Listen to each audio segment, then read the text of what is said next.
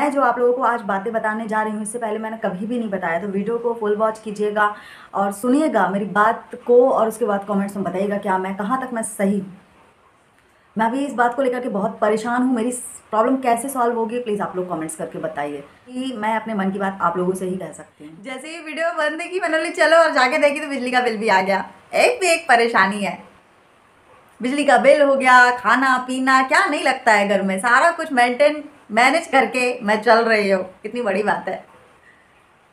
ये देखो मेरी सारी बुक्स रखी हुई है यहाँ पर, और मैंने पेन का डब्बा लिया हुआ था, सारे अच्छे पेन हैं, चलते हैं, और श्रेया को भी पसंद है। हे भगवान मदद करो मेरी।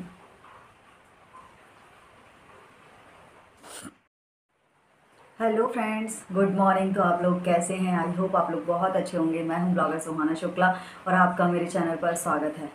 तो सुबह का टाइम है और ये वीडियो अभी 1 घंटे बाद जाएगा, इसलिए मैंने अभी इस समय मैं वीडियो आप लोगों के साथ शेयर कर रही हूँ, क्योंकि अगर श्रेया होती ना तो मैं ऐसी बातें नहीं कर पाती हूँ। तो मैंने सोच लिया था कल ये यानी कि जब प्रॉब्लम आई, तो मैं यानी कि अंदर ही अंदर सोच रही थी कि हालांकि मुझे पता था कि ऐसा होगा, पर सोच रही थी कैसे होगा। अब लोगों को लगता है कि बस और कोई चीज़ें नहीं हैं, पर बहुत सारी यानी प्रॉब्लम्स आ जाती हैं। जैसे कि मैं बता दूं कि अभी ना यानी कि आप लोगों को पता है कि रिज़ल्ट आया मेरा। उसके बाद मैं आगे जो सेमेस्टर है उसके लिए प्रिपरेशन करना है मुझे और आगे बढ़ना है। आप लोगों को पता था कि एग्ज़ाम चल रहे थे मेरे, और उसके बाद अब फिर से एग्ज़ाम का टाइम आ गया है। तो वो जो मेरी कॉलेज की फ़ीस है, यानी जैसे सेमेस्टर हैं, साल में 2 सेमेस्टर आते हैं, और पर सेमेस्टर जो फ़ीस है वो है 13K प्लस पर सेमेस्टर।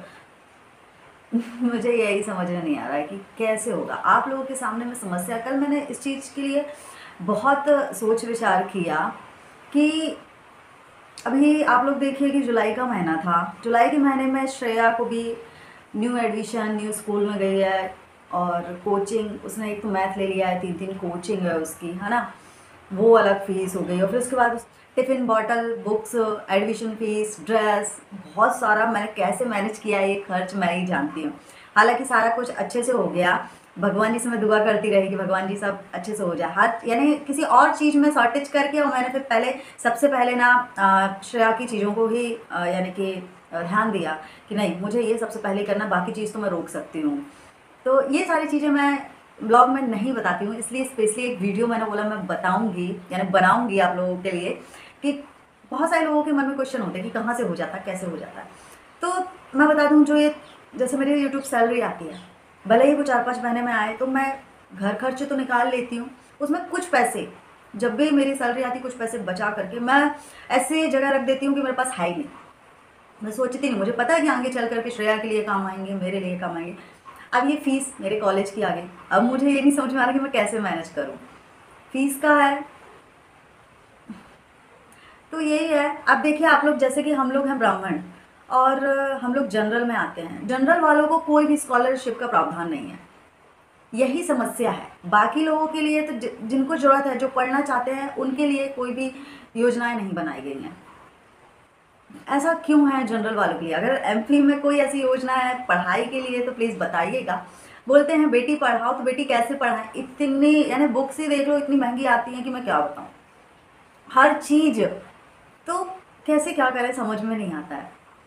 बेटी पढ़ाएं, या फिर महिलाओं के लिए कोई ऐसी योजना है बेटियों के लिए, जैसे कि एक सर्टिफिकेट था, तो उसके लिए अगर वो मैंने यानी पता किया, तो वो अभी हम लोगों के लिए यानी कि इतना फ़ायदेमंद नहीं है, इसलिए मैंने बोला कि रहने दो। उसमें भी कहीं कहीं, क्योंकि आप लोग देखते ही हो कि अगर अपन कोई भी सर्टिफिकेट ऐसे बनवाते हैं कि आगे चल के अपन को किसी भी चीज़ में हेल्प हो, तो उसमें भी कई लोग जो बीच के लोग रहते हैं ना, वो पैसे खा लेते हैं।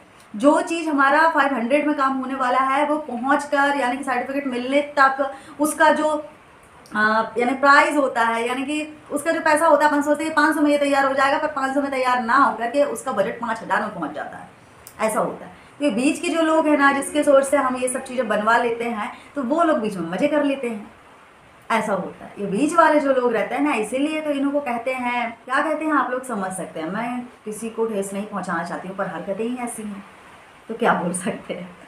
इसलिए मैं वर्ड नहीं बोल रही हूँ, बट ऐसा अच्छा नहीं है। बेटी पढ़ाओ मानते हैं, सरकार ने बहुत सारी योजना है, बट उनके बीच में भी शर्तें ऐसी रखी गई हैं कि क्या बताएं। और जनरल के यानी जनरल लोगों के लिए ऐसा क्यों करते हैं कि स्कॉलरशिप में सुबह शुरू से यानी कि सुबह से शुरू से मैं लोगों को देखती थी, बच्चे बातें करते थे आपस में, मेरे फ्रेंड्स लोग जो भी थे कि स्कॉलरशिप मिलेगी, स्कॉलरशिप मिलेगी। अभी भी मैं देखती हूँ अपनी, अभी मैं कॉलेज में हूँ तो अभी भी देखती हूँ कि बहुत सारे लोगों को स्कॉलरशिप की व्यवस्था है, बट हमें ही नहीं है। हम पढ़ना चाहते हैं, हमको पढ़ना अच्छा लगता है, हम पढ़ना चाहते हैं, आगे बढ़ना चाहते हैं, कुछ करना चाहते हैं, बट बीच में एक परिस्थिति, जो आर्थिक स्थिति है ना, ये प्रॉब्लम कर जाती है। कई कई लोग जो पढ़ना चाहते हैं बस आर्थिक स्थिति को लेकर ही पीछे हट जाते हैं, और शासन ऐसे लोगों की मदद करता है जिनको मदद की आवश्यकता ही नहीं है। फ्री का कौन नहीं पाना चाहेगा, इसलिए सब फॉर्म भरते हैं और पास हो जाते हैं, वो उस चीज़ का लाभ उठाते हैं। हम जैसे लोगों को लाभ उठाने में प्रॉब्लम होती है, मीन्स हम लोगों के लिए योजना ही नहीं बनाई गई है। बस इसी चीज़ को लेकर के थोड़ा सा दुखी होता है मन। कैसे क्या मैनेज करूं समझ में नहीं आ रहा है।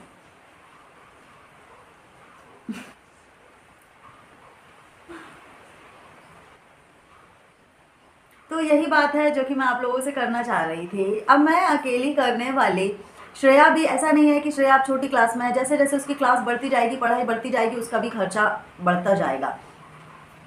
और एक बात और बता दूं, मैं कई लोगों को समझाना चाहती हूँ। लोगों ने कहा था कि बुढ़ापे में पढ़ाई करने को चली है, तो इसका मैं जवाब दे दूँ, ठीक है, दुनिया में भांति भांति के लोग हैं, भांति भांति सोच है, क्योंकि कोई भी अगर इंसान अच्छा काम करेगा ना तो उसके लिए कोई सपोर्ट नहीं करता है। जब वो अच्छा काम करके कुछ बन जाता है ना, तो भले ही फिर अपना रिश्तेदारी या फिर कोई भी चीज़ बताने लगते हैं कि हाँ ये हमारा है, ये फलाना, ये वो है, फलाना ठिकाना, ये सब होता रहता है। बट देखो, मैं इस बात का जवाब दे दूँ कि पढ़ाई की कोई उम्र नहीं होती है, और पढ़ाई हमारी बुक एक ऐसी चीज़ है कि वही कभी साथ नहीं छोड़ती है, हमें उससे लाभ ही होता है, हमें उससे कुछ ना कुछ सीखने को मिलता है।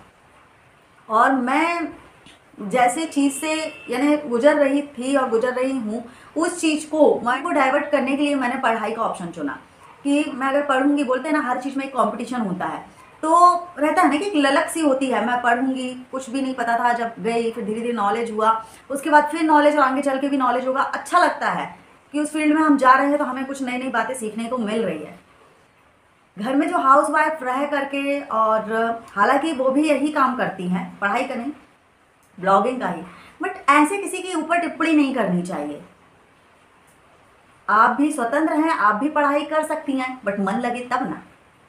तो किसी को ऐसा नहीं बोलना चाहिए बुढ़ापे में पढ़ रही हैं। पढ़ाई की कोई उम्र नहीं होती है, और पढ़ाई से अच्छा है ना, हमको ज्ञान मिलता है, और कोई भी चीज़ है, कंपटीशन है, उसको हम पार कर जाते हैं, अच्छा ही लगता है, नाम होता है। तो पढ़ाई करना कोई भी बुरी बात नहीं है। मैं तो सभी को यही सजेशन दूंगी कि पढ़ाई करो।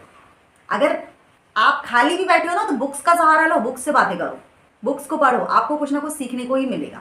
किसी भी प्रकार की बुक उठा लो, कुछ ना कुछ आपको ज्ञान ही मिलेगा, उससे कोई आपको हानि नहीं होने वाली है।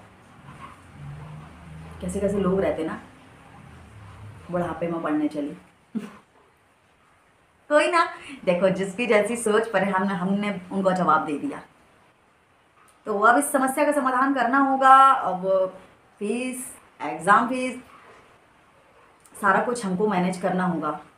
इतनी महंगाई में ये सारी चीज़ें लेकर चलो, बहुत मुश्किल है। और अब आप लोग बोलोगे कि मम्मी पापा से क्यों मदद नहीं लेती हो, तो ससुराल वालों का तो पता ही है, क्योंकि वो पहले भी मना करते थे मेरे पढ़ने से कि अगर पढ़ोगी तो खुद के पैसे का पढ़ो। उन्होंने ऐसा बोला था, क्योंकि मेरे शुक्ला जी जब एडमिशन करवाने वाले थे कॉलेज में, तो उन्होंने मना कर दिया था कि पढ़ोगी तो अपने पैसे से पढ़ोगी, वरना नहीं पढ़ोगी, हमारे बेटे के कोई पैसे नहीं लगने चाहिए।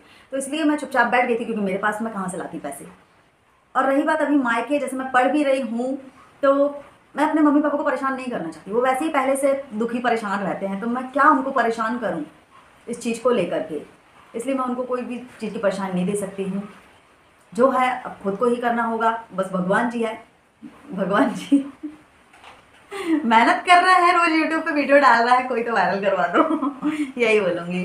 तो चलो, ये वीडियो थोड़ा सा था, मेरे अंदर की बातें थी जो मैंने आप लोगों के साथ शेयर करी।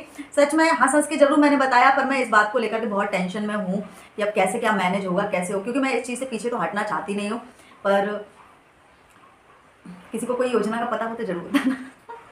जनरल कास्ट के लिए कोई योजना हो तो बताओ प्लीज, और इसमें इसके बारे में भी लिखना कि जनरल लोगों को, देखो मुझे तो पता है कि जनरल लोगों को यानी स्कॉलरशिप क्यों नहीं मिलती है, आप लोगों के क्या क्या विचार है, आप लोग भी यानी जनरल कास्ट को स्कॉलरशिप मिलनी चाहिए कि नहीं मिलनी चाहिए, आप लोगों के क्या विचार है आप कमेंट्स में जरूर बताइएगा।